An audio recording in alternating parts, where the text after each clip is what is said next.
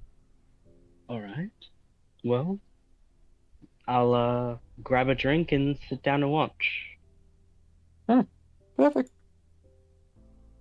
You sit down and you hear a sort of little squeaky chirp from behind you as you have startled one of these Slachta awake.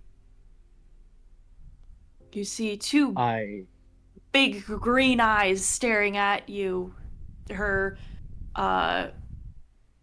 it seems like both her hair and her, you look closer, her dress is actually feathers. And they puff up in sort of startled indignation as she stares at you in surprise, almost I tilting her head swivel. pigeon-like. I swivel and admire the feathers, and I say, "Sorry, I didn't mean to startle you. You're Cool, quite intriguing." cool. I'm Alistair. Cool. You? Ah, that is Birdie. Birdie, go fetch the cushions. Have Goldie help you. Birdie. And another one from the opposite couch sort of drags her eyes open. She seems a bit more melancholic than her more bright-eyed, bushy-tailed counterpart, and they begin moving the table out from the center of the room and disappear upstairs, and they grab a large sort of mattress topper. I've never seen something like this before. What are they? They are my Slachta. They are, I suppose, one Toreador put it best. They are living sculptures. They do my bidding, and they are beautiful. My creations. They are. Yes. Oh, I sculpted each of their features to perfection. I like their feathers. That was the most tricky part. Incorporating the skin of other animals is always difficult. I went through many, many feeds.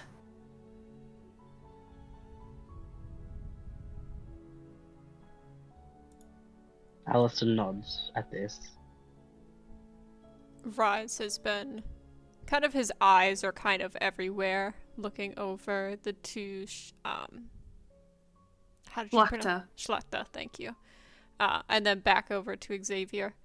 It's less, you'll forgive my lack of knowledge. I don't know much about anything, to be honest. I assumed when I heard the words flesh crafting, it would be a more torturous aspiration. It can be. I can make it hurt if I want to. But for practical use, it does not hurt. It is, how you say, like a filling at the dentist? Something with numbing? Ah, yes. We used to use numbing agents, well, or cocaine back in the day, but Did I hear cocaine? not Averjo walks out from where he undressed and now is in he is in boxer briefs at the moment. And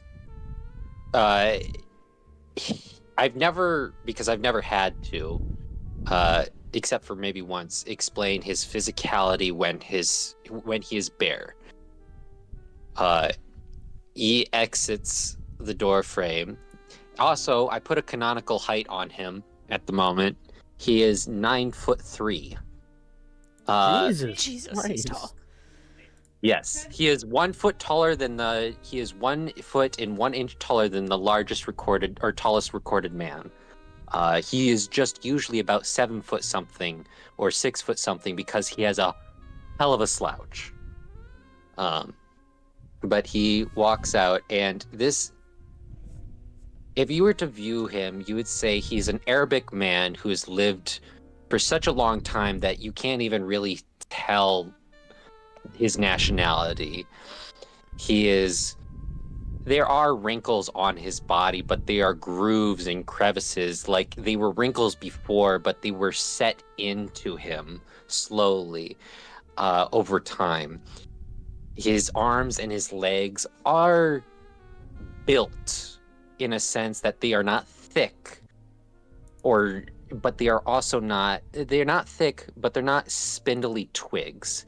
They're like swimmer's legs, where you see the muscles and pure definition of them, where they don't look strong, but they are defined. His torso is of that as an emaciated? No, that's the wrong word. No, that is the correct word. Emaciated. Emaciated old man, where you can see that his chest, while it's not concave in the stomach, where you could almost take your hand and hook under the rib cage, but it's not egregious, but it's still gone. there. It's gaunt, just not egregious. Right. Is Flat and stomach king.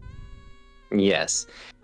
Shoulders are almost like a full, because he slouches so much. He is slouching as he walks into the room again, because the ceilings are always a problem. So it's almost like a V slouch. And he's just kind of walks out in his. No, it's funnier if they're tighty whities. So he has tighty whities on. And he just walks out and just, did I hear cocaine? Before. Yes, we were just Average show. It's talking. what we used in. I mean, I'm sure you're aware. What we used in the war before medicine advanced. And oh, you know what? Oh, I have a great idea. Oh, cocaine sounds great, but I don't want that kind of vibe around here. Xavier, Mm-hmm.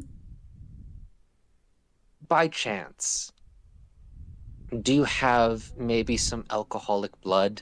I would like this to be a relaxing, full, enjoyable experience, and I don't want to get trashed, but man, I haven't had a buzz in too long.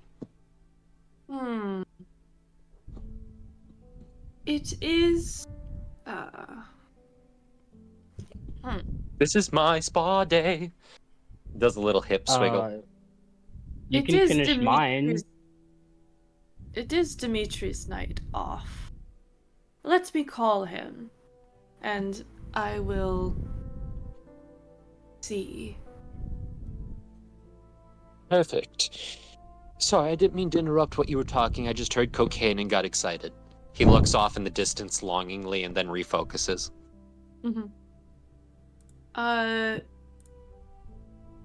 Xavier is gone for like 5 minutes and then comes back, and then about 5 more minutes later, a very, very tall, like 6'6", beefy man, neck to shins and wrists, covered in tattoos, and these are any kind of tattoos.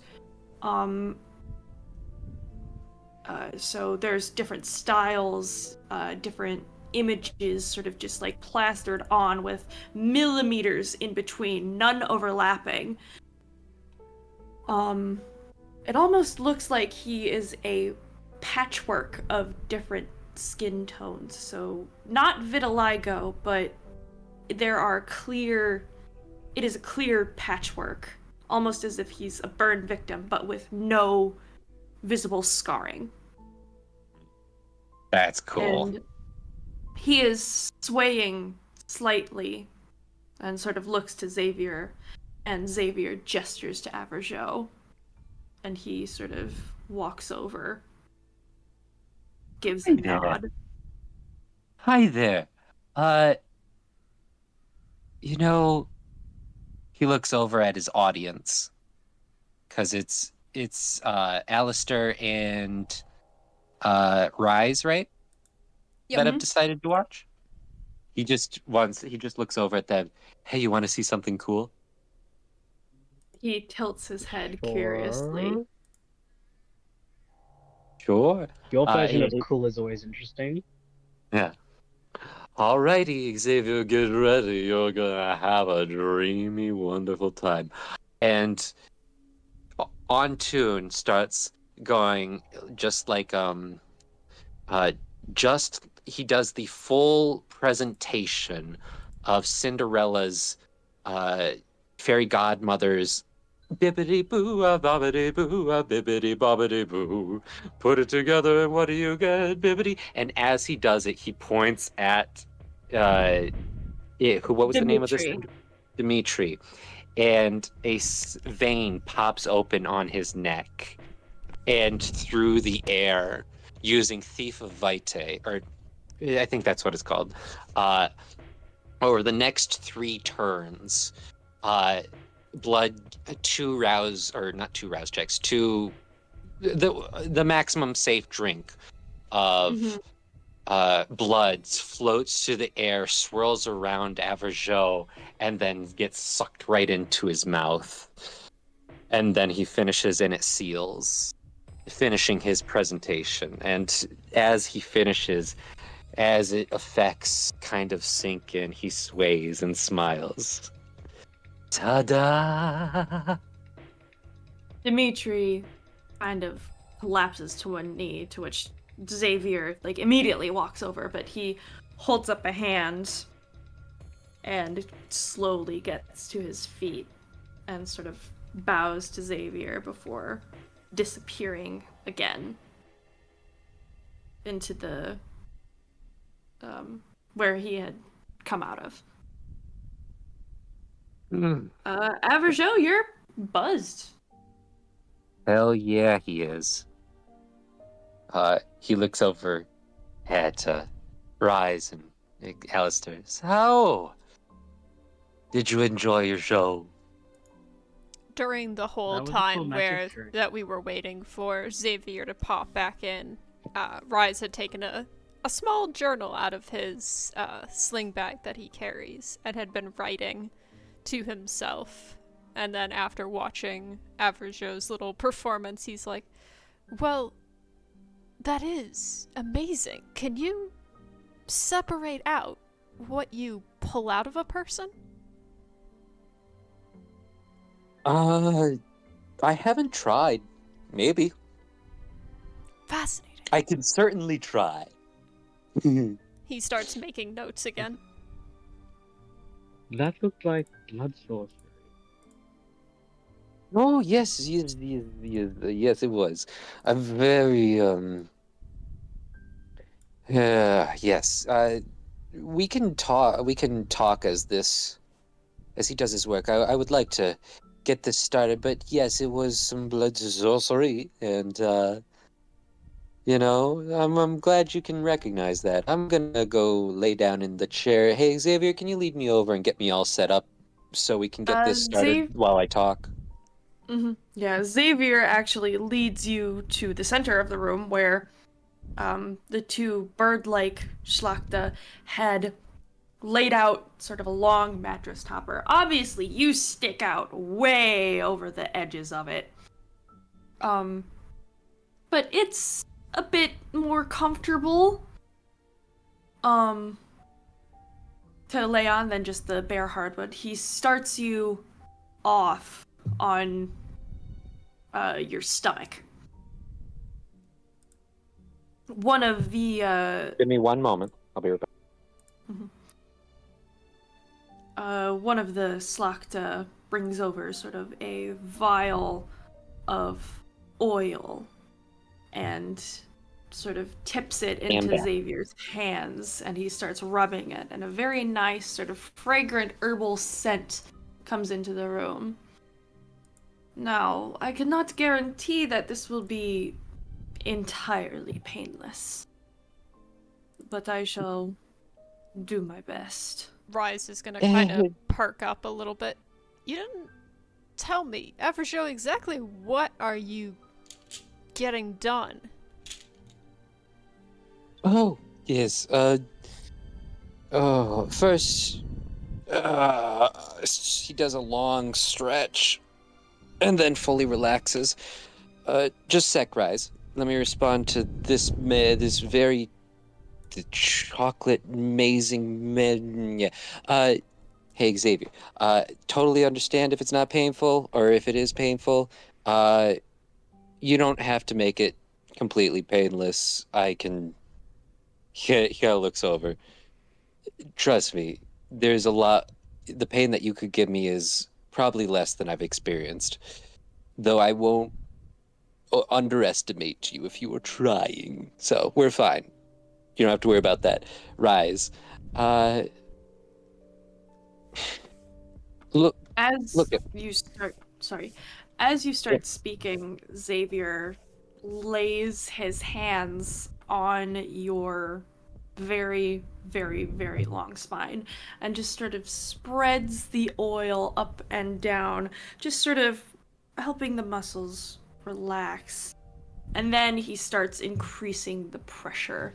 And slowly, the curve in your spine, the sort of swaying from the slouching, there is a deep, deep pop and deep cracks as vertebra by vertebra, he just starts pushing and compressing, and you see Averjo, his shoulders sort of move down. You see his head sink down a little bit further, as if his spine is being slowly compressed and straightened out. Averjo, this feels like the most intense deep tissue massage you have ever felt. Even though Xavier is using just his hands, it feels like he's digging his elbow into your back to straighten everything out. Oh yeah, use those fingers. Oh. This is amazing flavor text. As this is happening, Avisha will continue to answer questions. Rise. Yeah, just. I mean, when you look at me, can you pick me out of a crowd?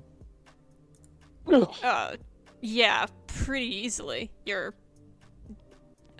pretty hard to miss. Exactly. I'm just trying to fit in a little bit better since I can't hide anymore. Simple as that. As his hands move up, he pushes one shoulder blade, and you feel your collarbone pop out from it's like he's flattening something, and you feel your collarbone once curled in. I gotta put on my camera for this so I can describe it properly. All right, can y'all see me? Yep. Yes, indeed. So your Yes. shoulders are kind of hunched and curled in, sort of like this. Oh, You can't lay flat now I on the can. floor. As he pushes down, the shoulder pops, and you have sort of a odd angle where one shoulder is crossed and the other lays flat, and then with another crack, everything is sort of flat and sort of even, and he stands back to sort of catch his breath, and you have a very normal, if slightly bony looking back.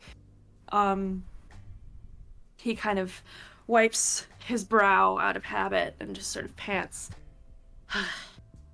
That is the hard part done. Oh. Oh God. Oh. Ow. That was the best massage I've had in 70 years. Oh. We're not done, mon ami. Pardon me for a second. And No, he- take your time. Take your time. Meanwhile, while you're doing this, in case if they have questions, awesome. But I have a question for you as you continue this. You still owe me the question of how you came into possession of your slakta. Mm.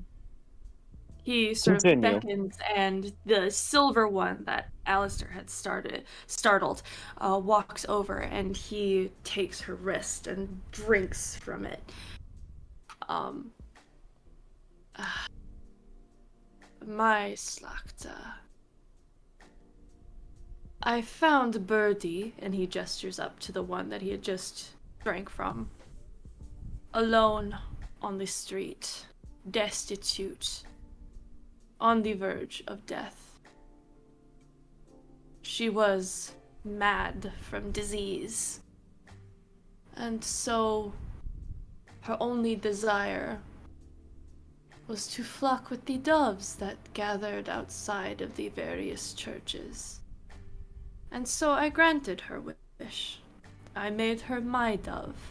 And she sort of leans down and leans into his hand, a sort of trill and coo coming up from her throat as he sort of massages her head. Goldie, he gestures to her, who is sort of sitting morosely nearby, but comes when he looks at her. She was a bit of a, shall you say, runaway.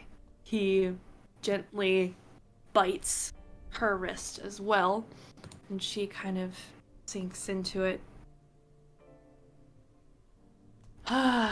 She was traded to me by another. I cannot tell you business, but she was given to me. And Birdie was ever so lonely, as was she. So, I made her a friend.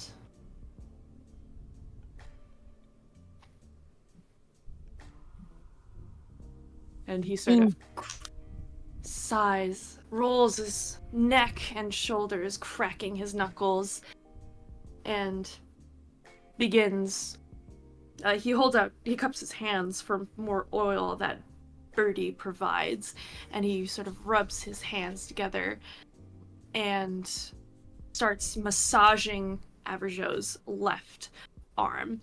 He sort of loosens the wrists and the hands, making sure that's nice, and then the forearms. You see, with a slight sort of cracking sound or crackling sound almost, it starts to shorten until it looks normal from the elbow down, but the upper arm is comically long until he starts working on that too.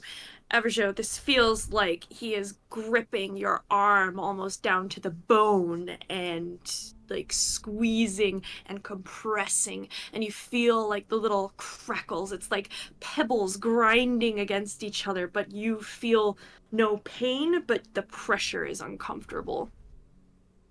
I mean, he's buzzed, so this is almost in a way, like, not in a horny way pleasurable, but just pleasurable in a normal way. It's a good ache. It to many people, I think, or in many kindred, it would not be a pleasurable or enjoyable ache, but this to him, he's used to so much pain constantly that this is a nice. It's a kindred massage on another level. Rise is kind of biting his lower lip like he's thinking before he speaks up to Xavier. So, is there anything you couldn't do? I don't know, for example, let's say, if someone came to you, could you, I don't know, fleshcraft a disease out of them, like cancer? I cannot take away. I can only sculpt what is there. A tumor, I could probably remove. Unless it is small and inside the head, then I probably could not. But a tumor on the body, or close enough to the surface that I could slowly separate the skin down to the organs, I could most likely remove that. But I Xavier. cannot cure a disease. Disease, true. Xavier, I know you're working on your moral basis. I think Rise is asking more of, not more as a scientifical way of what you can't do, rather than a moral of what you won't do. No, I am saying that I cannot cure disease. No. Maybe so. Never mind. Disease, yes, that makes sense. Yeah, he just goes back into a stupor. Do you wish to clarify, Petit Dash? Rise kind of Excuse me. is chewing on a pencil now out of a sort of habit that he hasn't done for a while. This is sparking some sort of, like, medical interest in him. Well, I mean, morals and ethics aside, per se, could you perhaps swap parts? Could you craft something that may be diseased out and craft something else in? Like you did, he motions over to Birdie and Goldie. Clearly, you can add things. He kind of smirks at that and kind of looks towards your lap almost lasciviously and says, I do not do it for free. Rise kind of takes a moment, not really realizing what he means at first. Alistair chuckles. Speaking from a purely hypothetical, scientific curiosity.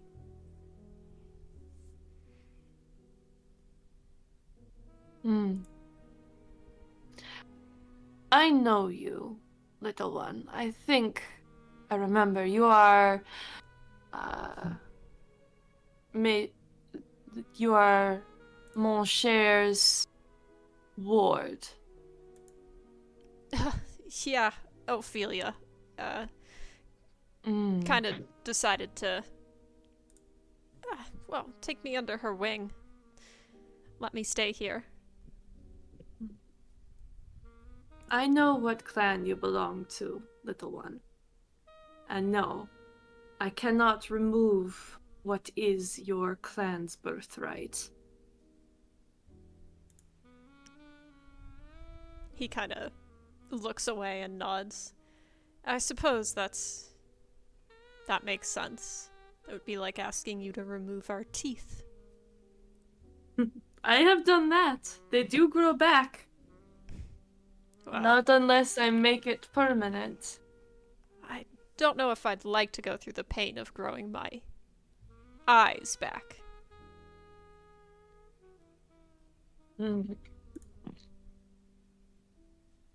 It's not fun. Trust me, it itches. He started working on your... Yeah, he started working on Averjo's right arm. You see he starts the same way with the wrist and the arms, basically just going up the arm, shortening it. Now, your wrist, your elbows are now fully in line with your hips, and your wrists are lined up at the crotch, and it looks proportional from the waist up. His legs are extremely long. The mental image is great. Tiny Right. smaller torso, long legs. It reminds me of like Kirby, but with long legs. Now this will be tricky again. He sort of rolls his neck, cracks his knuckles. Don't be afraid. Don't be afraid to break bones. It's not like he pauses for a second. Actually, now that I think about it, don't break my bones if you can't help it. Rise kind of speaks up real Anybody? quick and is like, I'm pretty sure he's breaking a lot of bones. Nah, Yeah. not in the way he's buzzed right now. He looks flips over. you. He has you flip onto your back so that he He- can work with the ankles in line. Gotcha. While he does this, Averjo looks over and he looks at them with a serene amount of clarity for a moment. And he just looks at Rise and Alistair. I don't like when my bones are broken that much, at least not when it's in a stretching way. It brings back bad memories. If Were one you- looks close enough, there was a kind of light in Rise's eyes, like a little sparkle while he's been talking to Xavier, but there's a flash when Averjo says that of something else. Alistair comes to a realization that perhaps Averjo was trapped in a torturous stretch mechanism a time A ago. a stretching bar. That sounds painful. It was. And it's one of the few things that, well, I don't like it.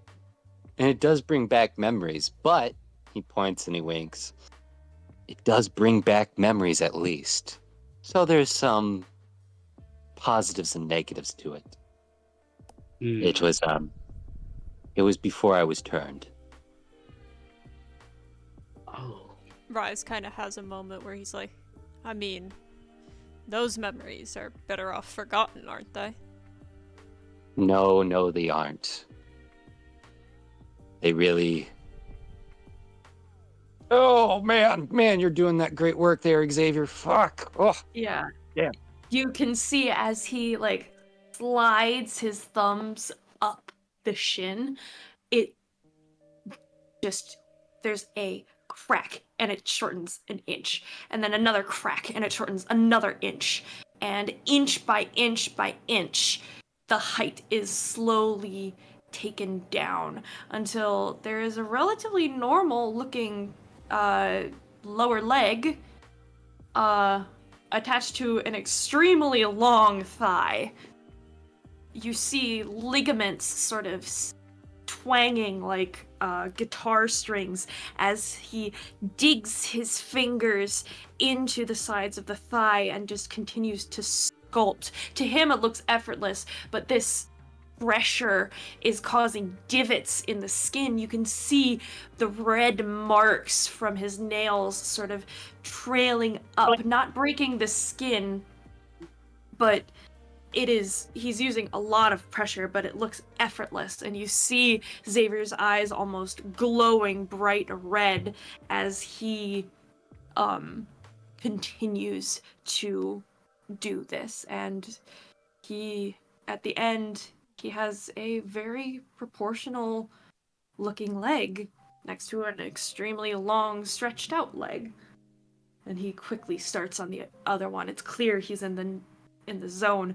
You can see that using both hands, he sort of does one quick wrench, and almost sort of like ramming a rod into something, and just it shortens to the other length of the leg, the length of the other leg quickly, and it's like the deepest, like most wet and crunchy hip hop that you have ever heard or felt. it's almost sickening. And he smooths out the skin and actually gives it a little sort of like evens out the ligaments and transitions back into just a gentle massage. And as sort of the neurons firing, the nerves tingling, as that sort of wears off, your head and your feet are comfortably hanging off this little mattress topper where before they were leagues and leagues apart. Averjo, your head is spinning, not just from the drunkenness. And as Xavier helps you up to your feet, your sense of balance is immediately off. You are so much shorter. Before we get to that, I want to finish the conversation as it was happening. And then secondly, just as this finishes,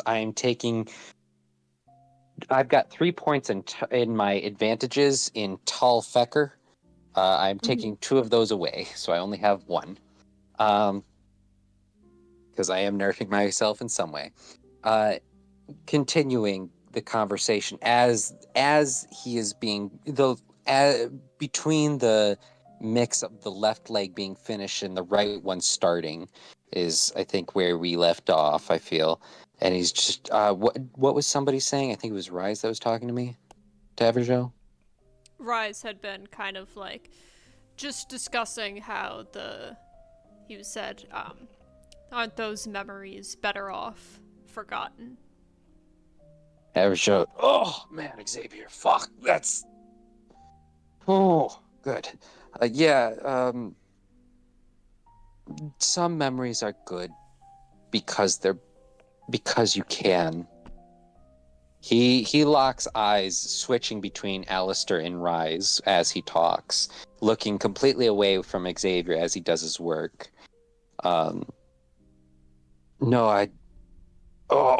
God. Let me ask you both this question, and I'll take Alistair's answer first.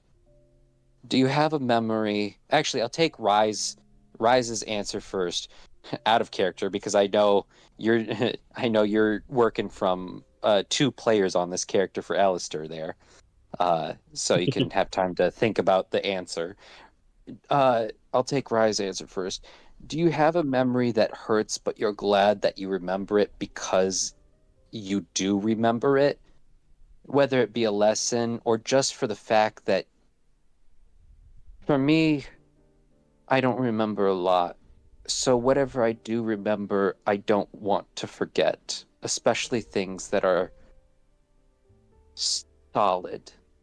I don't have a lot of solid platforms or footholds to jump from.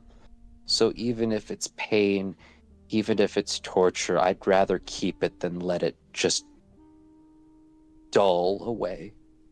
Do you have a memory like that? As Averjo speaks, there's again this flash of something through Rise's eyes that may not really understand what it is yet, and he kind of thinks for a moment. Not really. Every bad memory that I have is just another mistake.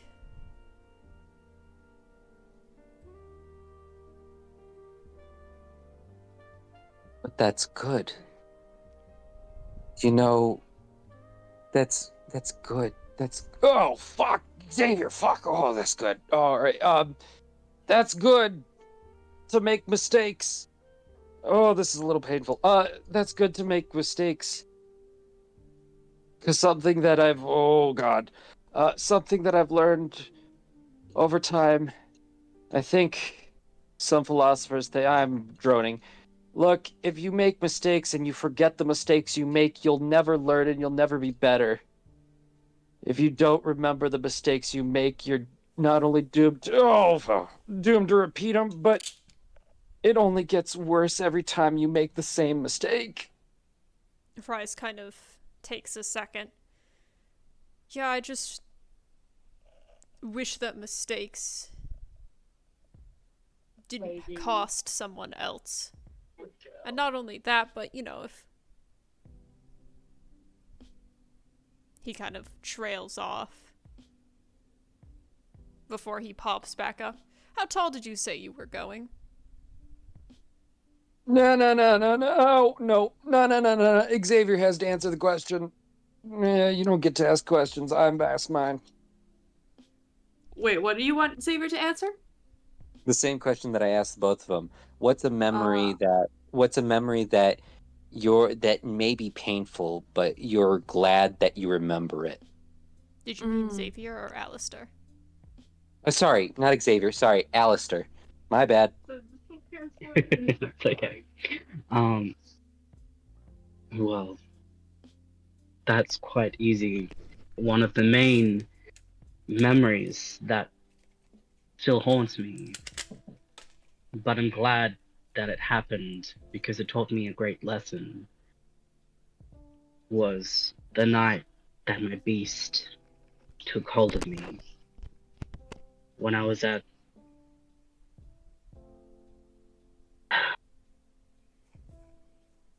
He when I was as they talk, as they talk, um, Avajo, his cloak is sitting beside him as this is happening. He reaches over quickly, realizes that his hand is shorter than he remembered, and has to stretch a little bit further to grab it. Grabs a notebook with a pen that's on it, and it is the notebook that has it's not the notebook with a bunch of bloodstains, but it's a leather bound notebook with a latch on it, and he slides it over to Rise. It says, "If you could write down these things so I remember them later, including your story." Continue, Alistair. it would have to be the night that that my beast took over when I was in a theater. I killed a mortal. I I had no control. My bloodthirst was just insatiable. I still remember the look of that mortal's eyes. My first kill. The innocence.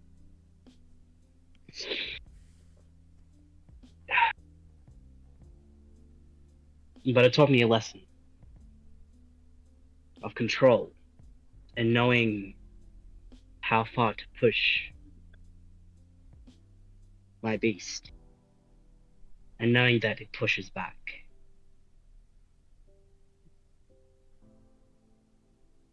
Oh, I hear ya. And I think it's at this point that Xavier finally finishes up.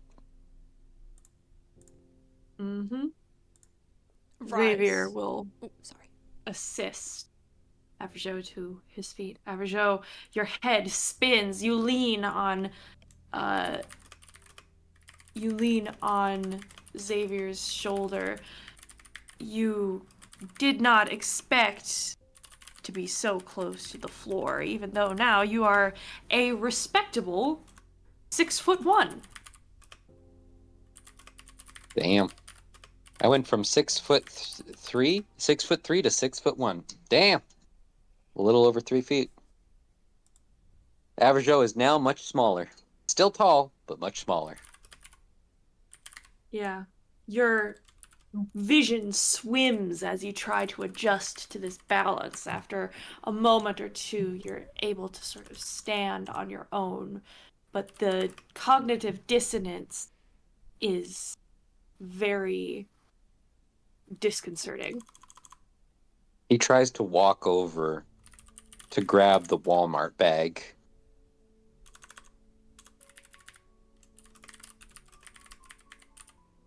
Xavier, Yes. would you ever teach someone how to do that? It depends. What can you offer me in return?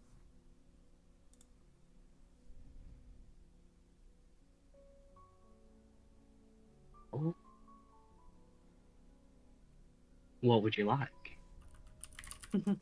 He smiles, and he slowly goes over to a small bottle, which he sort of pours out an incense stick, and he sort of motions for you to watch.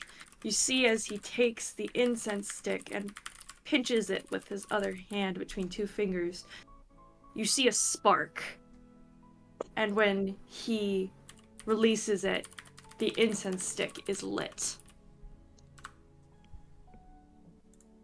Alistair, you would recognize this as Coldunic sorcery. I'll have a look at their feet. I want to know more about what it is that you can do. If you want to learn a skill of mine, I want to learn a skill of yours. I can agree to that.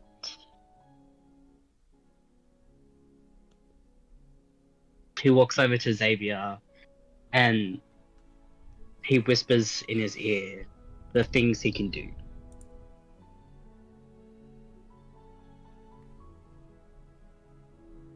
He nods and listens.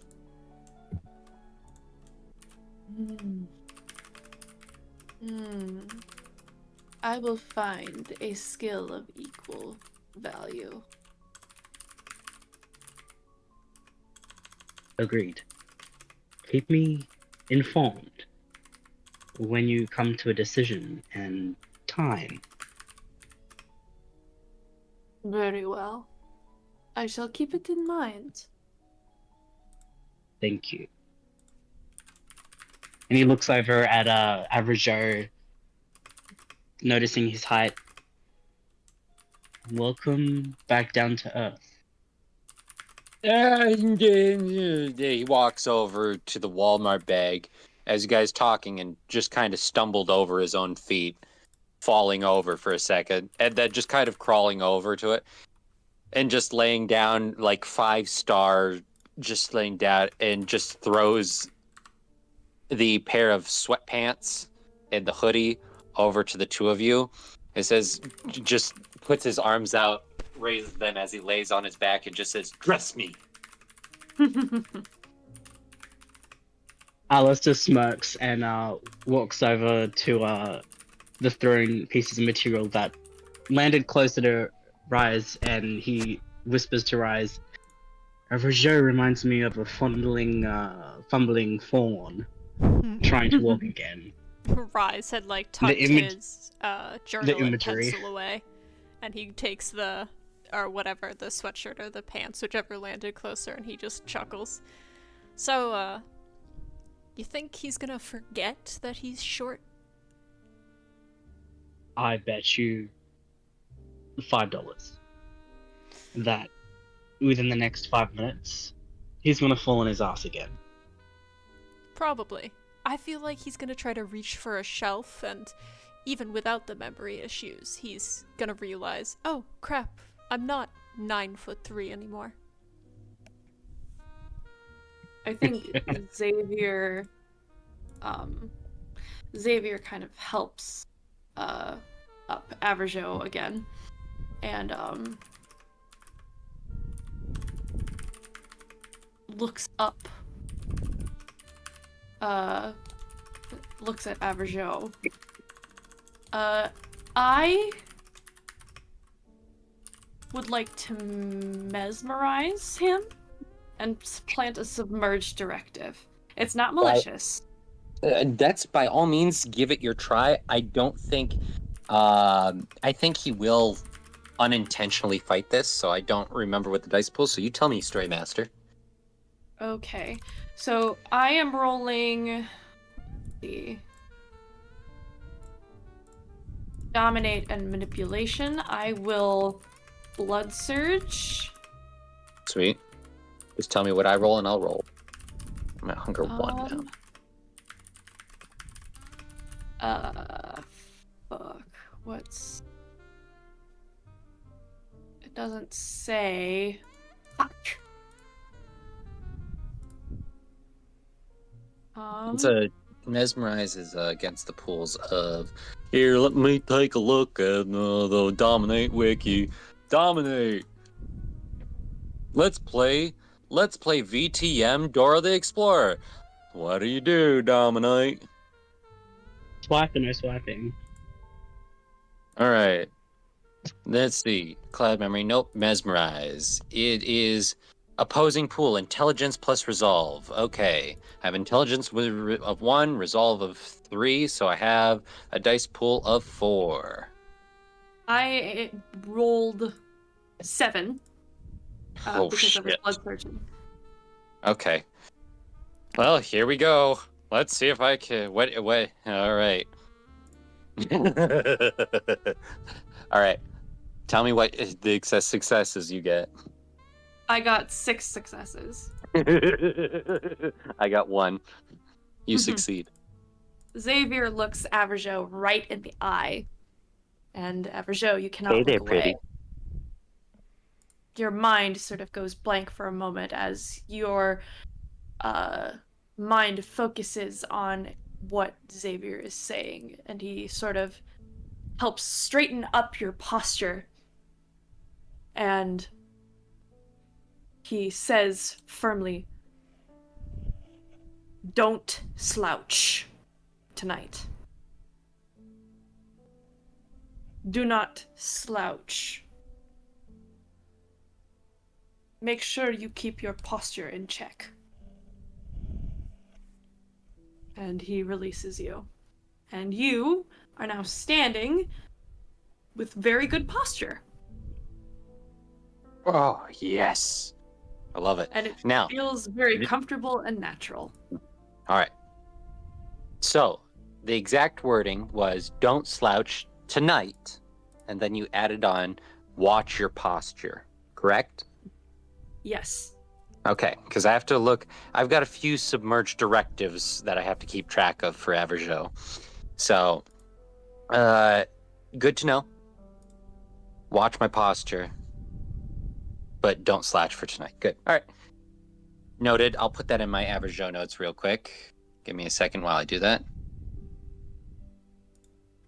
All right. Averjo will just look up, look at you two, and then look back. All right, Xavier. These two are gonna help me along with whatever else we have planned for tonight. And again, he is dressed in his juicy sweats, or not sweatpants, sweatpants, yeah. His sweatpants that have bedazzled juicy down the side. And on his shirt it says, I'm not weird, I'm just limited edition. And he says one last, as you know, I appreciate the work, and even though I'm surprisingly you haven't asked for payment this time, I do have a question for you, Xavier. Yes. You just a sec. Hey, Rise, Yes. can you hand me that book? Of course. Which one? The one I was writing in? Yeah. The book in your hand. He hands it back. He grabs it, flips through the pages. Ah, shit, wrong book. All right, let me go grab my cloak. All right, goes in, grabs a different book out of the cloak, and then reads something and just looks over at Xavier. Xavier. And again, it's as if he's reading for something. Xavier, if you. All right, just got to focus for a second. Fuck, I'm lightheaded. Oh my god. Is this what it feels like to be drained by a vampire? Damn, fuck. Man, anyways, Xavier, if you were to redo your last meal again, what would be the last meal you would give yourself? Hmm.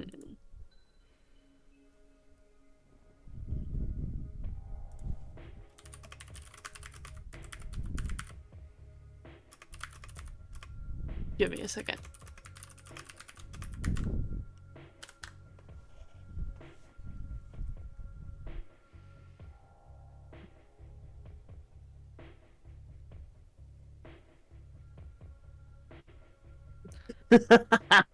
I would not love nothing more than to walk into a restaurant one of these days and enjoy a good plate of authentic soul food. Oh, me too. That sounds fucking amazing. Yeah. Well, anyways, thanks for letting me know. I was just kind of curious. Anyways, anything I need to do? Because these two, we have stuff to do, I think, tonight, and other players have scenes that they need. Xavier kind of smiles and says, "Figure out a way to make that happen," pointing to the book, "and I will consider this debt settled." He looks over and smells. Hey, Xavier, And it, I don't know if you know, but it's pretty hard to find food for Viv or Kindred these days. So I can promise nothing, but I it don't must know. be it must be the full plate. Okay. Reed, Alistair, take me away. Rise will kind of like roll his Alistair. eyes and look at Alistair. You got one shoulder, I got the other. Alistair nods and goes, "Let's do this." Alright. They dress him and help him out. Rise will kind Perfect. of pause outside real quick. Glances at Mhm. Averjo. I'm not letting you drive. I'm driving. I mean, Mary might drive for us. That terrifies me. Can you tell Mary that we'll come pick up the camper tomorrow? No, I don't want to leave her here. That's not good. Don't leave her. It will get Then towed. I've had it happen ask once. Mary if It I can didn't. drive. No, I can't. I can't leave her here because it will get towed. And the last time that happened, it was a bad time for Mary, and it was an extra bad time for the towman. Understand. Oh, God. Can you ask if Alistair can drive? Sure thing. Lead me over to the door, please. Dragging drunk Alistair away. Or drunk Averjo, excuse me. Sorry, Alistair. He goes into the. Alistair waves a hand to Xavier and says, "We'll talk soon." Stay in touch. And he goes back And into then his they shop. go. I wanted to give up the scene, but now that we put Mary into this, I have to play this scene out because there's already too much shit out in the open. Okay. There's too much This is shit the out in the last. open. Okay, this is the last part, though. Okay, yes. We'll make it This quick. is Averjo goes in. Actually, wait. I have something. I have Yes? something to. Okay. I am not going to veto the scene, Yes. but I'm going to say Does Averjo keep a phone in the camper? Like a satellite phone? Yeah, my God, there's satellite there's a phone. house phone that's dialed into it. That's just numbers. He has a cell phone, and there's a satellite phone in the glove compartment. The house phone is ringing. Is that a freaking landline phone? In your camper? Yeah, I had some NOS installed. Yeah, can you pick it up? Actually, not surprised by this point. Average just goes in and sits on the table with the brick of C4 and a few notebooks and a bunch of paper on it, and a And belt. a steak. Alistair And a sighs steak. and just picks up the phone. Hello? Hello? Is Averjo there? He is, but he's a little out of sorts. Oh, who am I speaking to right now? This is Alistair. Alistair. Yes, I remember. This is Eliza Shelby. Oh, Eliza. Nice to talk to you again. How are you? I'm doing well, although I have received a bit of a troubling call from my sister. Oh? I need help looking for something at the manor, and Averjo knew her better than I did. Average Jew. Right. Sorry. He's a Jew now. Put a yarmulke on him. Never mind. Okay. Anyways. Okay, shush. I Okay. need to draw this. Okay. Anyway, we're moving Okay. forward. Moving on. Anyways, I need his help trying to locate something in her old room. What is it? I'll admit, it is a bit of a needle in a haystack situation. Apparently, there is a specific piece of canvas that was torn from a family portrait. She needs me to look for it and destroy it. She did not say Oh. why.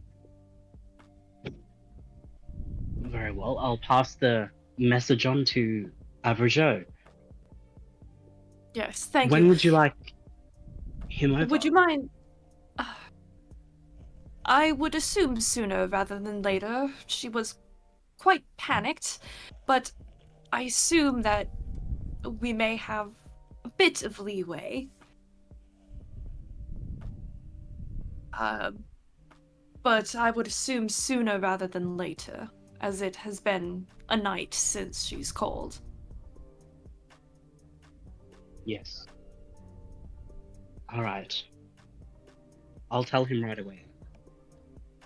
Thank you very much. You're Please welcome. take care of yourself.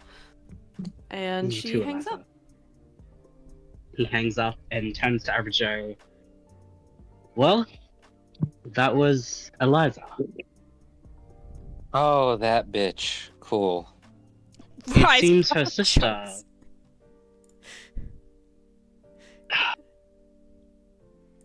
Yes? It's no way to talk about a lady. Look, okay, there's story, there's depth. Continue. There's a lot of depth to you.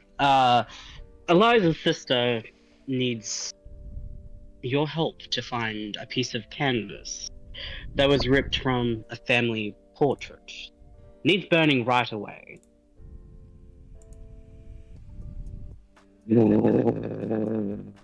Wait. Did she tell you where? In the room. What Her room? There's old so room. many rooms. Her old room specifically. Her old room. So Eliza's sister. Who's Eliza's sister? Eliza's. Oh. He from his buzzed, incoherent kind of lightheadedness, a steely focus comes over him for a moment. Collects himself for a minute. Mary, will you be a dear and not kill or harm any of these two? And he takes his notebook out, flips a few pages, and then gives the notebook to Alistair. And there is a page with a few addresses on it. There's an address for a bagel place. There's an address for a I don't know. I'm improvising right now. There's a address for a bagel place, an address for an abortion clinic, and then an address that's a plantation. And he gives it to them. Do the third one. Go. We may need to drive there tonight, unless we have other pressing matters. You know what? You are the controller, the master of the wheel. You can either drive there or drive wherever you want tonight. I'm gonna sit back and relax. The three-eyed one can drive. You hear sort of like a creaky, wheezy voice and a rush of cold air. Oh. Rise kind of like has a Alistair moment shivers. where he like thanks Mary. He's like, she doesn't hate me. Alright, where are we heading? We're heading here, and he shows Rise the address. Mm-hmm. And with that scene sort of taken care of, we are going to jump over to Marcus and Jade.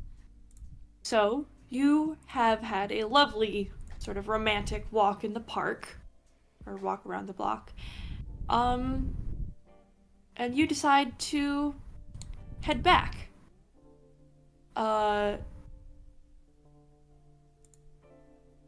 You head back to your apartment, and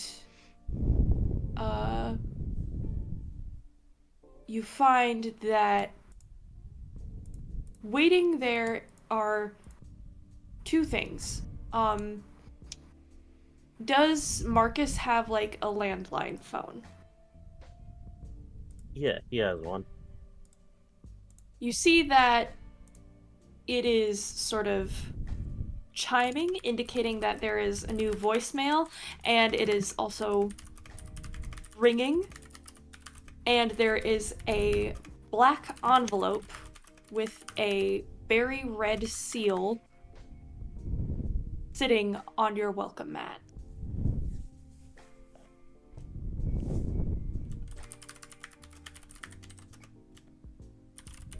Marcus, bringing everything inside, would answer the phone right away.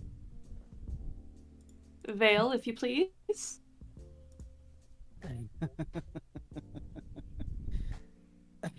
So the envelope in question. That is unrelated. Oh, the voicemail. Okay. Mm. This is the phone. The phone is ringing. Phone call. Ah, The Answering the phone. The phone is ringing. The phone is ringing. But it is from the same person. okay. Hello. Lovely. Hello, is this Marcus Payne? Speaking. This is Zachary Thorne.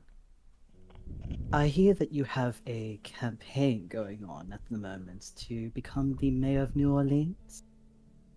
Yes. How would you feel about a proposition? Opposition. You have my attention. The proposition is simple. I help fund your campaign, help you get in some contacts from Chicago, and in exchange, I would like safe passage to New Orleans so I can survey the scene for myself.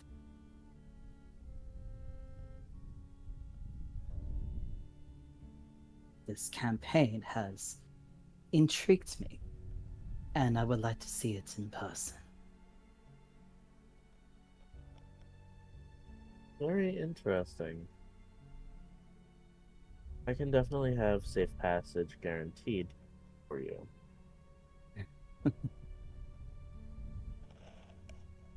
When would be the most convenient, or at least the quickest, time for my arrival to be scheduled?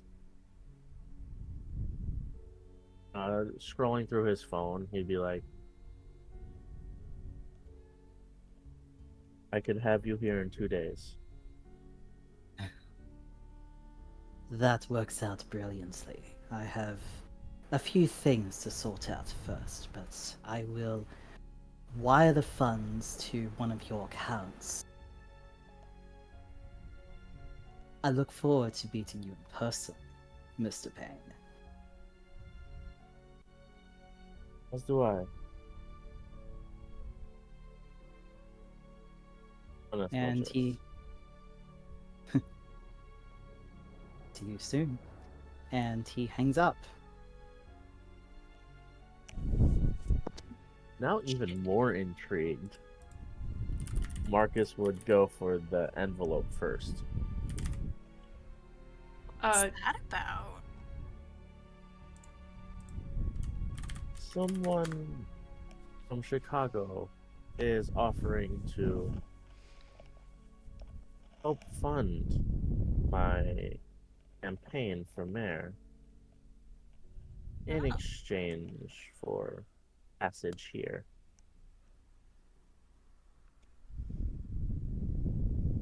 That's certainly interesting.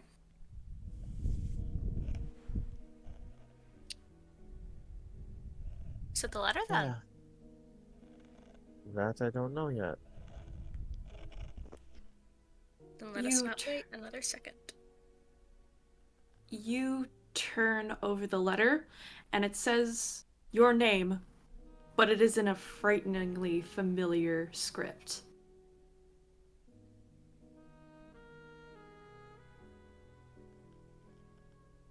You know that handwriting. You haven't seen it in decades, but you know that handwriting.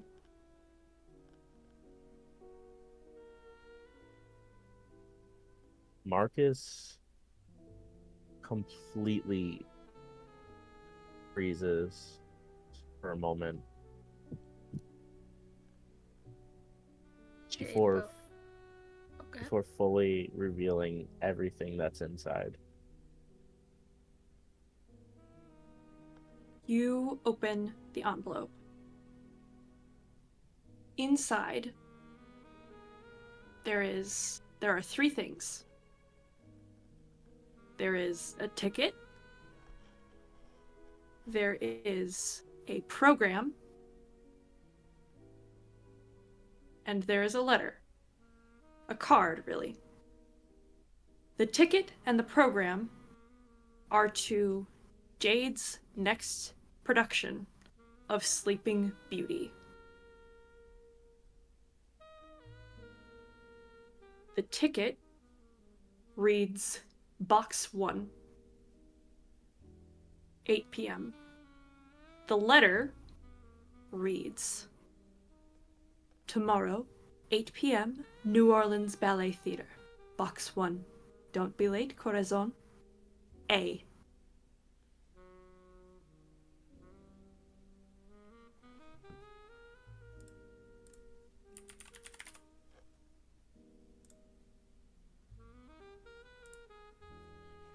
From fear to anger, everything Marcus has built up to this point has completely fallen.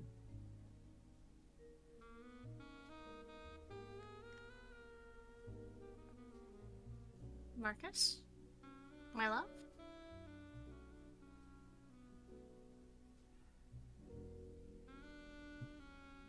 Taking a couple blinks as her voice breaks into his mind. His attention jolts up, looking at Jade. I guess it's time. Time for what? She's here. No.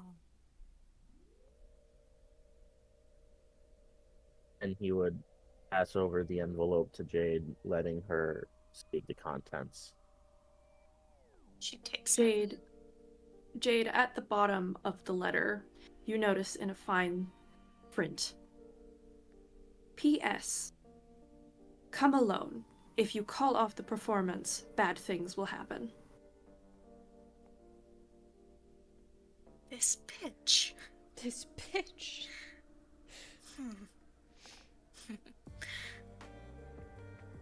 Coming into my... Okay. This is fine. This is fine.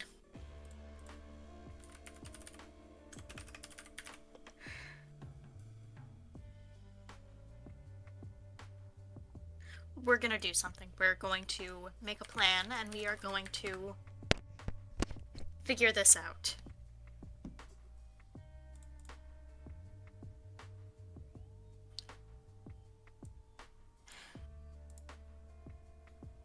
My plan is to make sure you're safe.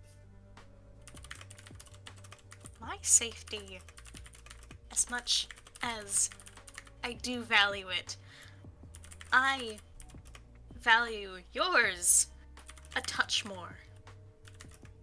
I don't want this bitch hurting you. Again. I don't...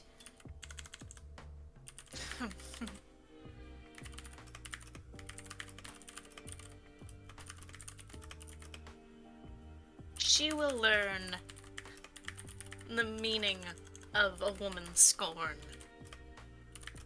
One means or another.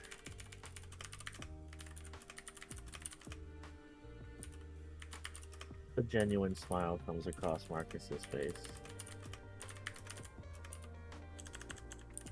We're gonna get through this. One way or another. And... my darling king, but... I understand that you worry for me, but... I am not as delicate as I once was. I know, my queen.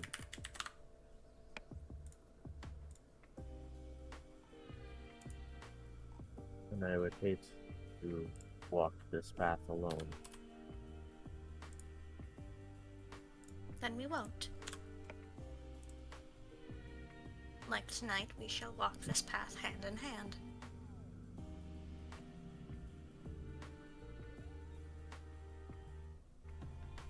Figure something out.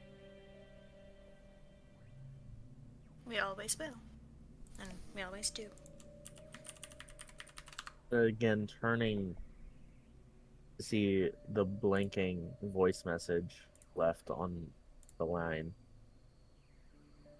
Two interesting things have happened. Let's say we find out what the third one is. Yes, let's... She shoves the letter back into the envelope and sets it on the table next to the phone. You find that it is 2 voice messages. One is Sylvia screaming profanities into the phone. Of course.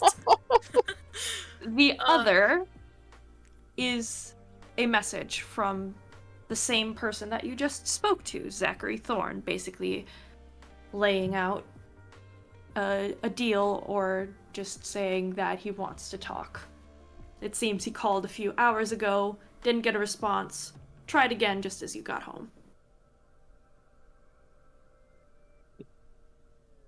There it is, laid out right for you. Yep.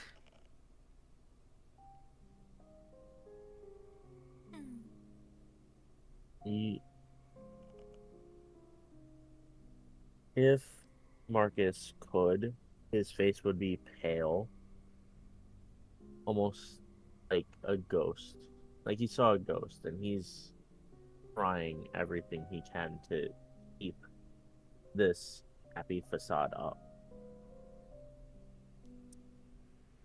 She knows this facade and will take his hand with one of hers and take his cheek with the other and look into his eyes. Marcus, it is okay to be scared. It is okay to be angry. These emotions are what keep us human. We just have to use these to our advantage.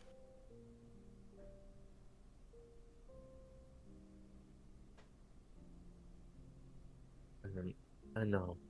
I have so much more to lose this time around.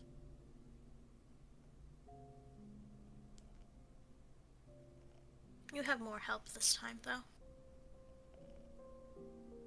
You weren't alone this time.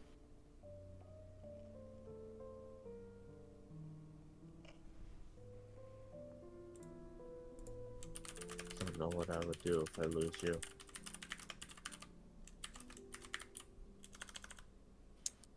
I believe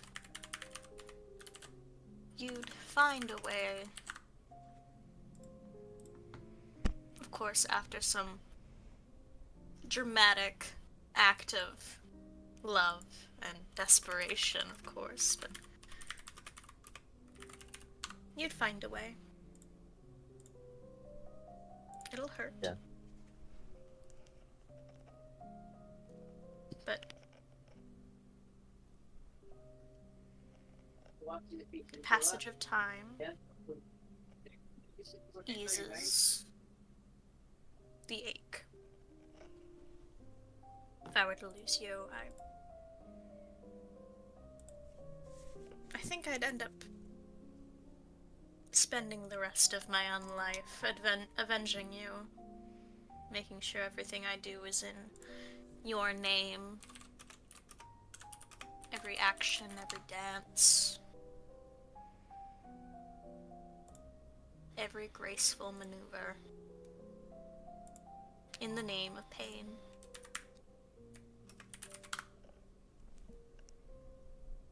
Oddly on how that seemed to work out. Indeed. But that won't happen.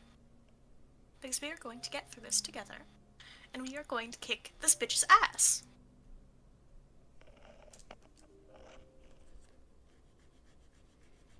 Agreed.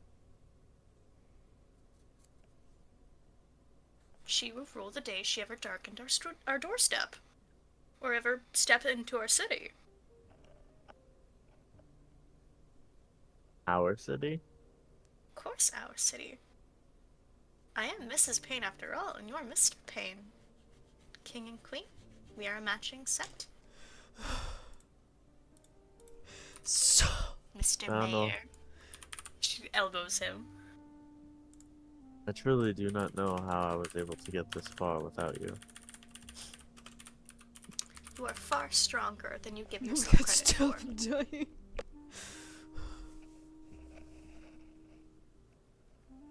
I tried. But you have to remember that you are allowed to be soft sometimes. You're allowed to cry. You're allowed to be angry.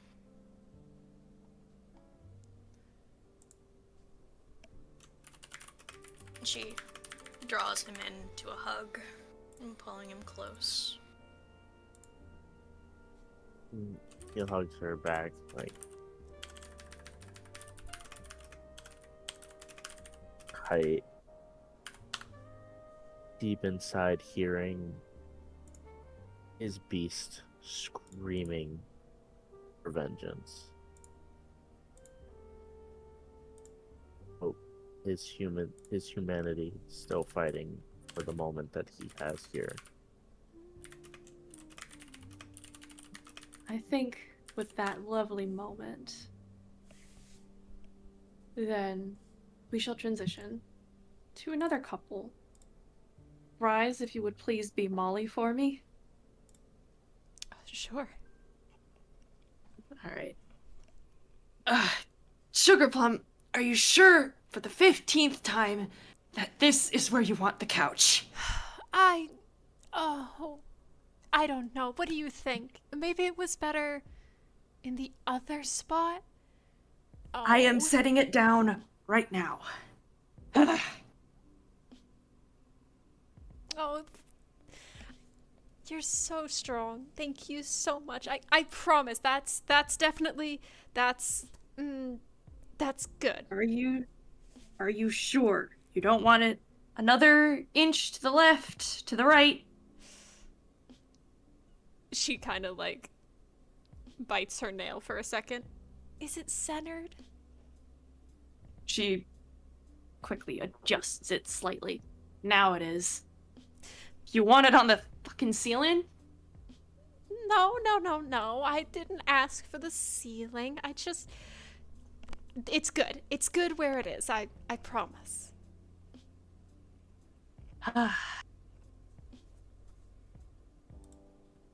Ophelia flops down onto the couch. Why the sudden burst of energy here? Why did you want to just rearrange all the furniture? I needed a change of pace, she says as she kind of slides over and leans against Ophelia.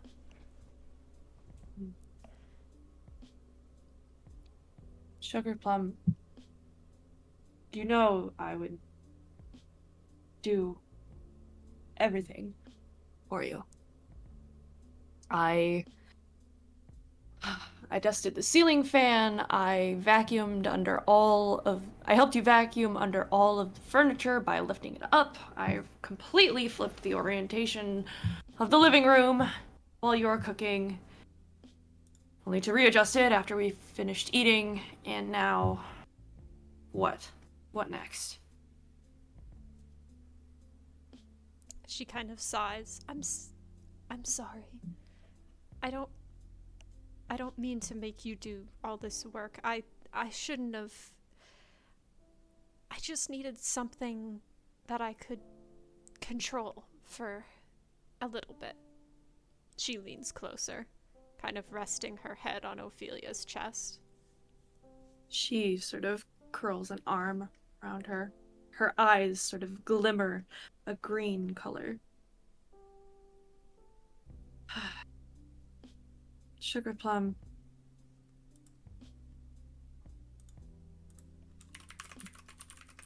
Today has been...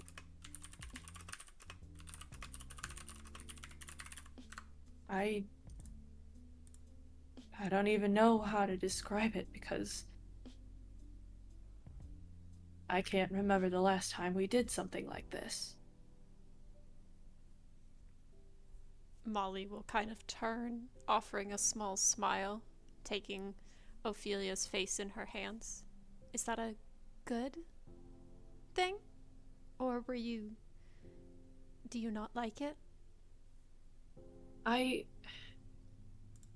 don't know. I think it's good, but it doesn't rest comfortably. I haven't rested comfortably in so long that just doing something like this is...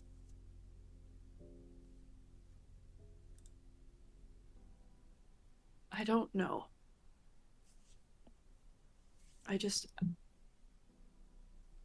Running this place and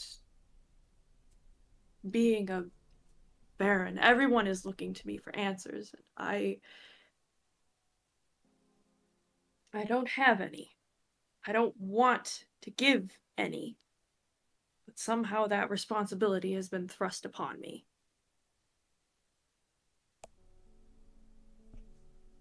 Molly will kind of interlace their fingers on their hands. You have been doing an amazing job keeping this place, its people, safe. Just because of the Baron title, maybe you don't need to change exactly how you do things.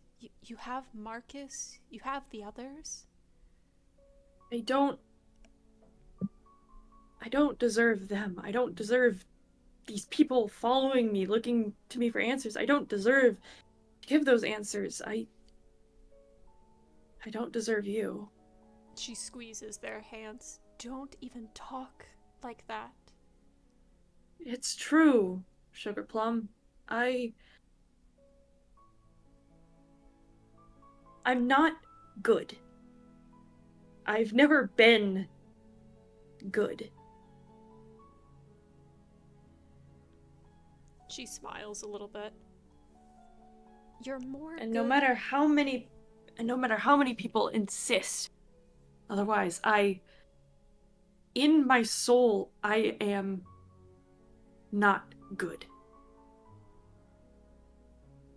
Well, I don't think you're bad either. I chose you. All of your friends, Marcus, Alistair, Rise, Sylvia, Jade. The first two aren't exactly friends. They're more assholes who follow me around. Now come on, even average Joe. You have to admit people are drawn to you. For you. It's not like you put on a facade. They know you. Some beg to differ. She glances to the case with a mask inside of it. Molly will reach up and gently, bring her face back to looking at Molly. they don't know the real you. You did things that you aren't proud of. But you've grown from there. You've grown to be the person that you are today.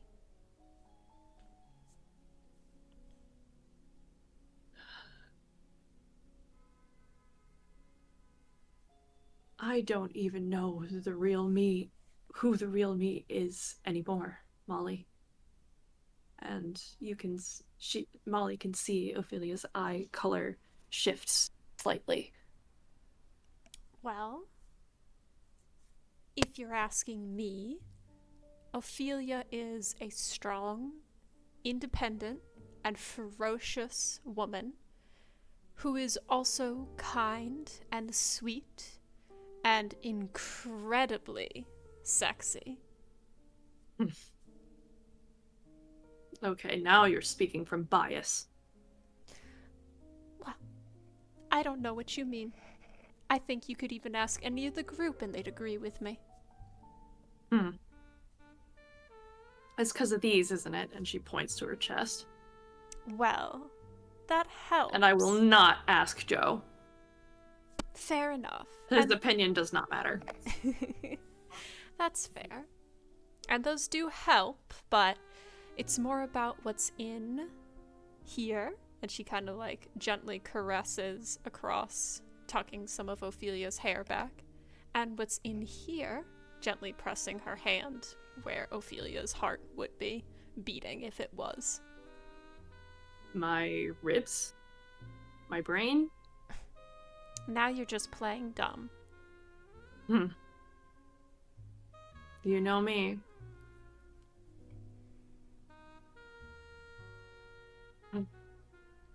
She leans into Molly's touch and rests her forehead against hers. What did I do to deserve you? The first time? Or every other time in bed since then, do you mean?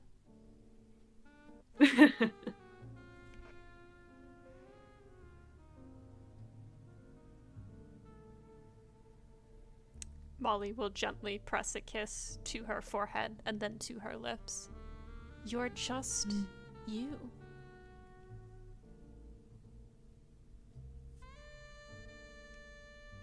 I just want answers for myself. What kind of answers? Maybe I can help. How all this, she gestures to her head, how all this happened. I'm such a coward. I can't even do the things I've been needing to do for years. What do you need?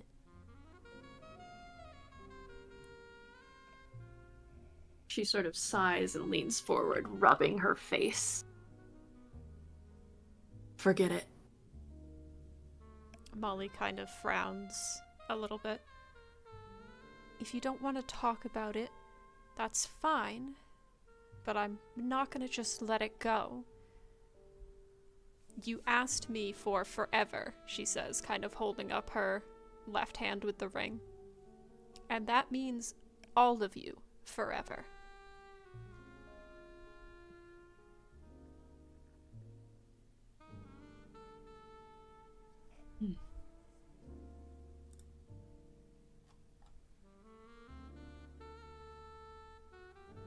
Marriage is weird. My mother was right.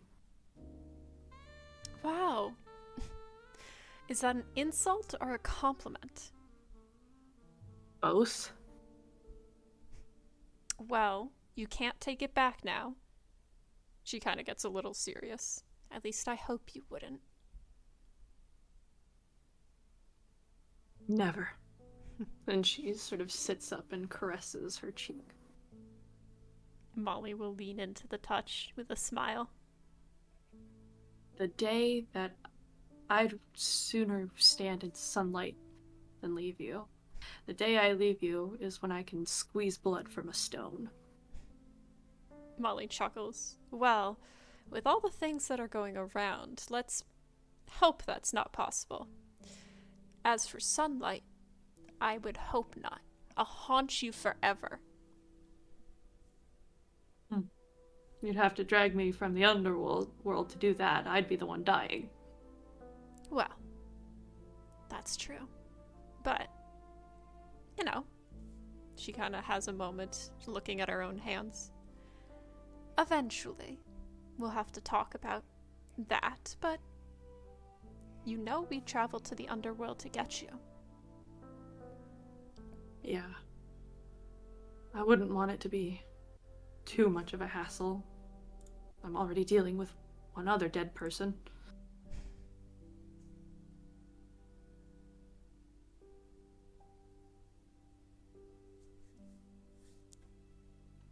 You're so sappy. Sappy for a bull. She huffs a bit of steam from her nostrils, teasingly.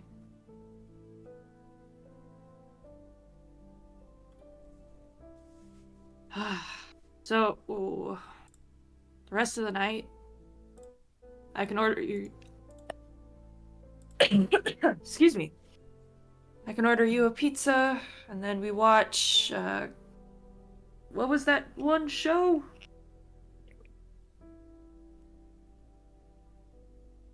I really want to watch the Great British Bake Off. Can we? Or maybe Arcane? I heard the new season came out. We can do that. You get cozy and I'll order.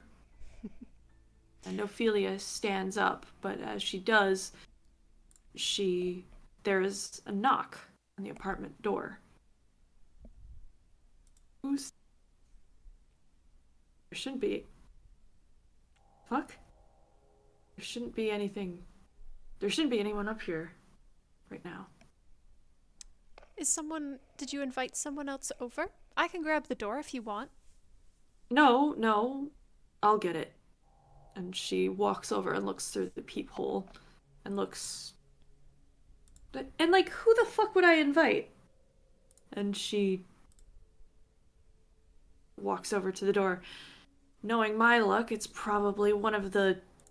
She pauses as she looks through the door and finishes the sentence.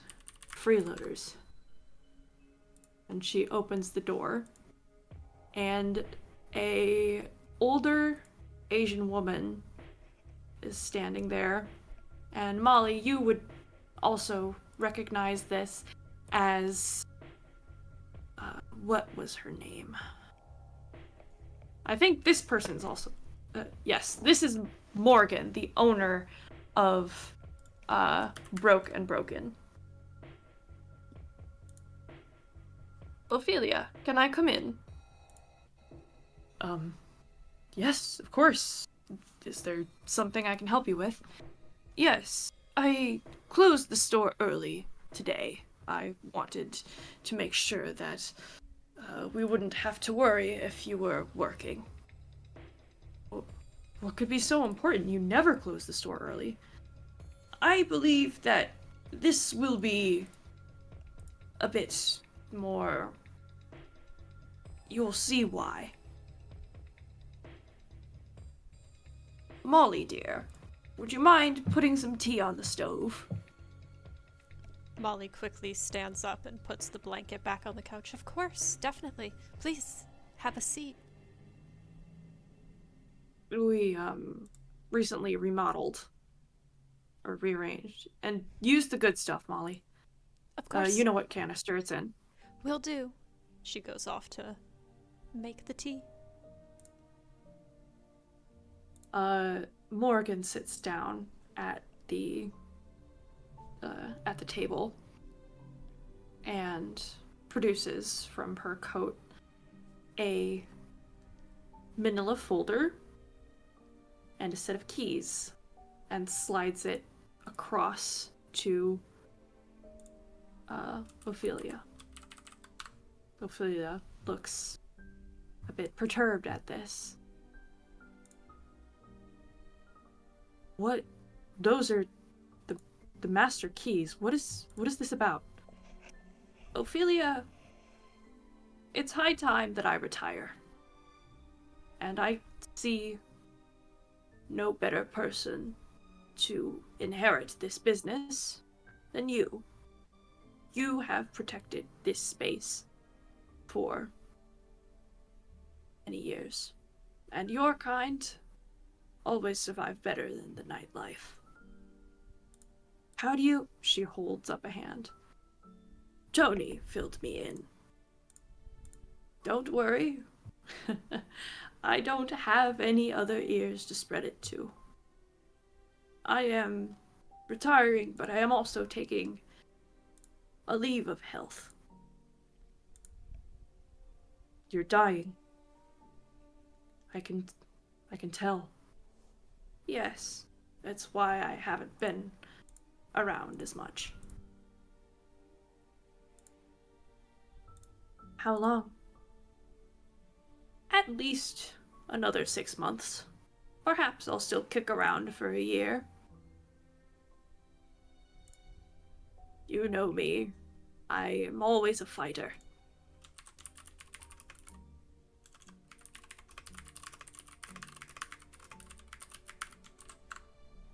Fuck. Mrs. Yi, why didn't you tell me? Because I didn't want you to feel guilt-tripped by an old woman like me. You are a good family friend. You've watched over all of the newcomers here. You've trained most of them. I want you to still be secure when I am gone. Of course, there will still be assets to divide amongst next of kin, however further apart they may be, but I have made sure that my will is ironclad. No one can take this business from you. Once you sign this paper, she points to the manila folder, it is completely, legally yours.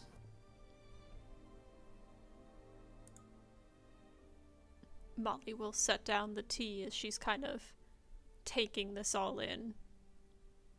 Thank you, Molly dear. Of course. Oh, Ophelia, please don't cry. You took me in. Took me in when I first came in.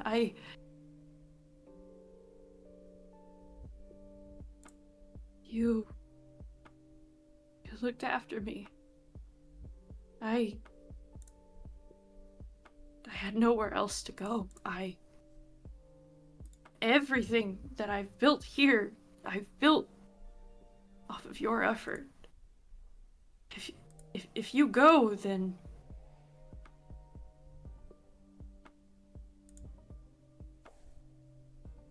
Molly will What? quickly grab a tissue to bring over to Ophelia. What am I supposed to do?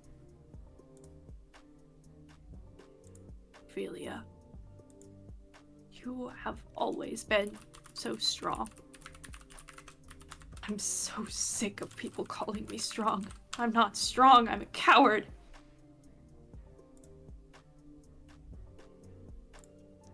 Live, Ophelia. dearie. Live for yourself. I was about to say that. Oops. She kind of smiles softly and takes a tissue and starts wiping the tears away from Ophelia's eyes. What you're supposed to do is live, dearie. Live for yourself. I don't know how the politics work with your kind, but I know that you are called the Angel of Bourbon Street. And so, Bourbon Street belongs to you. This will be your base of operations.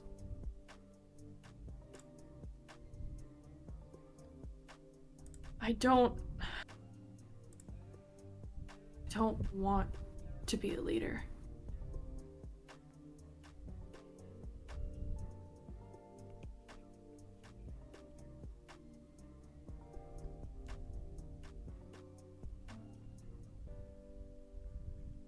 too fucking bad.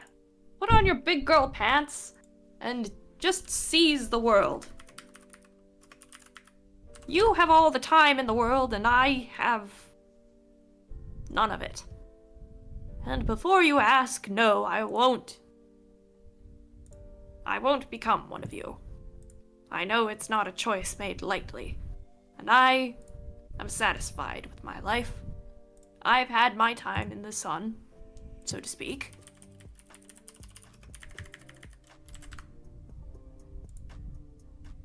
And I am prepared. I want. And I don't want to leave you in the lurch. The bar belongs to you already, in all but name. You run security, you take charge of supply, you trained the bartenders, taught them the secret menu, you vet the security. This bar is yours. Ophelia slowly takes the pen and opens the folder. She takes a moment to lean back and sort of wipe the last of the tears from her eyes to avoid getting blood on the page, and signs on the dotted line. She exhales, closes the folder, slides it back over, and just hugs Morgan tightly. Well, as the new owner, let me get you a drink on the house. Well, we have downstairs all to ourselves, dearie. Lead the way.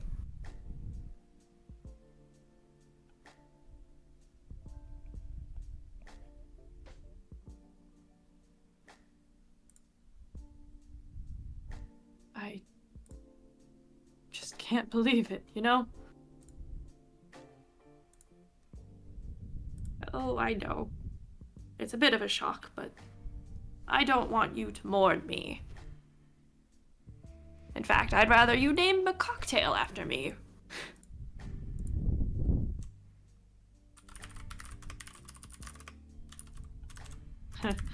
What do you want in it? Surprise me. Perhaps a variation on a green tea shot? I know that's popular with the kids nowadays.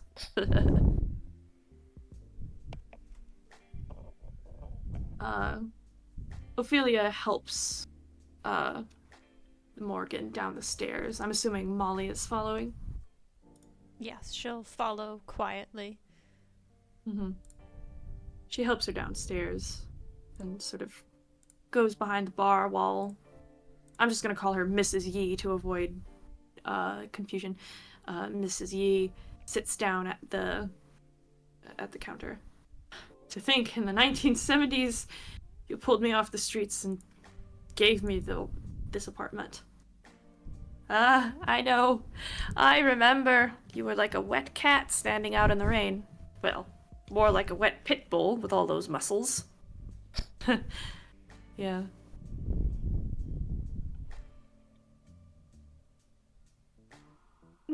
Whiskey sour. How long have you known? Well, when I first started talking to Tony about ending this business down, he gave me a bit of a strange look, as if he was trying to debate something, and then he spilled the beans, more or less. Said to give the bar to me, to you. Said you'd be around a long time. A very, very long time. Of course, I pressed him for more, information. And you know how weak-willed he is when it comes to his bourbon, so... Yeah. Loose lips sink ships, but... I trust him enough to be the one to tell you that. she sort of slides the whiskey sour over the counter, and Miss Yi catches it, sips it.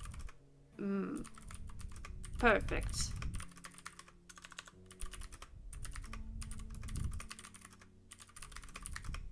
So, do you have any questions about what it is that's killing me? Yeah.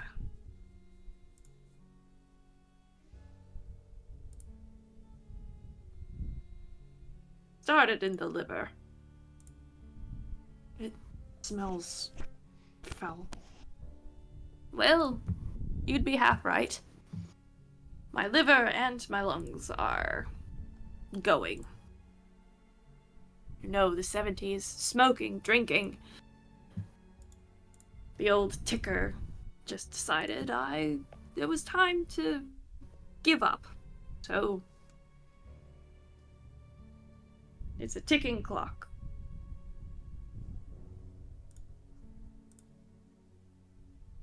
Where are you going after this?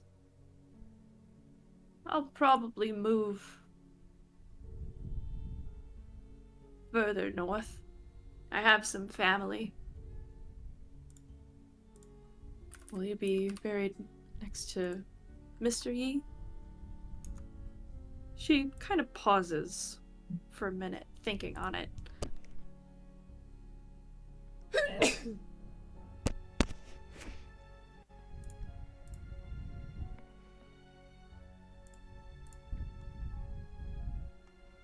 Yes, he was the love of my life, after all. I remember that I inherited the bar from him. Of course, that was a tragedy rather than something like this. Ophelia is quiet as she polishes a glass. I'm happy that you got to see me and meet my love. You were so protective of me when you met Molly. No offense, hon. None taken.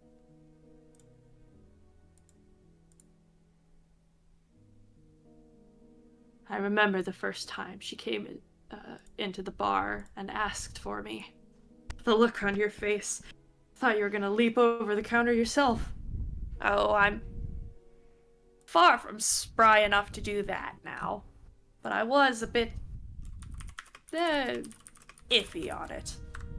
But after seeing everything that she's done for you, if you want my blessing, consider having it.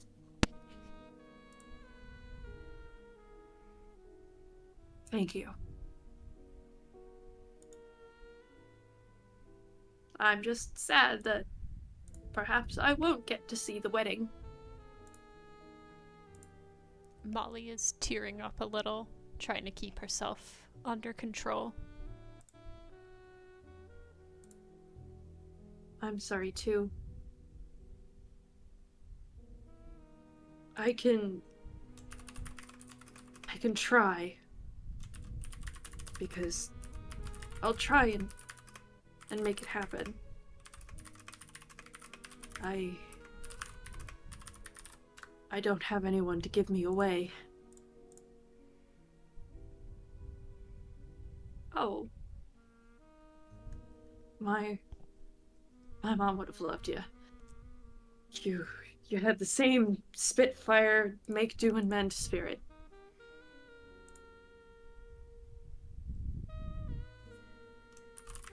I think she would have approved.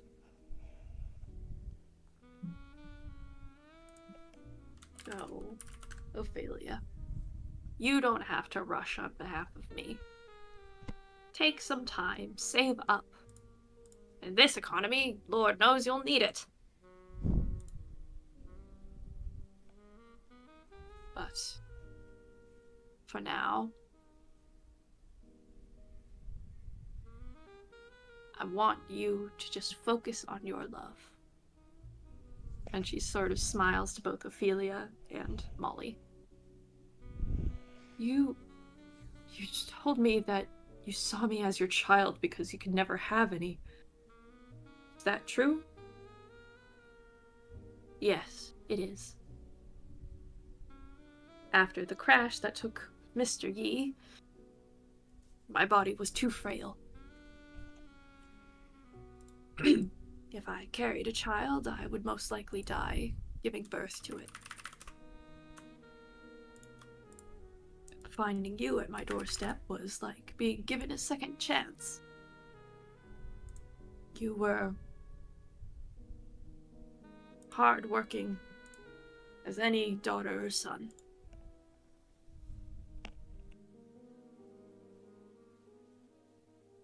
A giant woman of a second chance. Yes, but you were a blessing. You are a blessing. Not just to me, but to the people of this city. You've kept it safe. And I am so proud of you.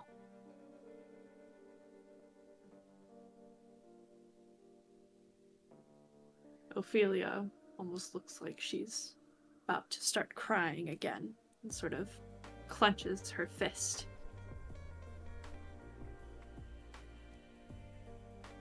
So please, stop fighting with them.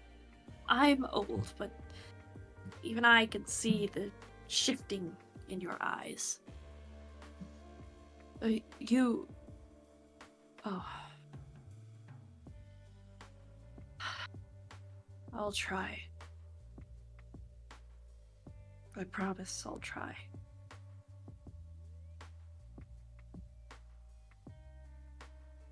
I know you're sick of hearing it, but you are stronger than you think, dearie.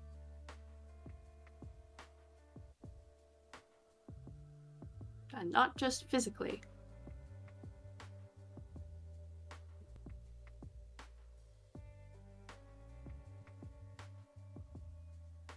After this, they spend the rest of the night reminiscing, talking, sharing memories of tragedies and comedies long past. And the halls ring with laughter and tears flow freely. And as Miss Yi steps out into the night and walks home, I think that's where we're going to leave this session. Oh my god. Holy Oh, crap. that was delightful! Oh my lordy.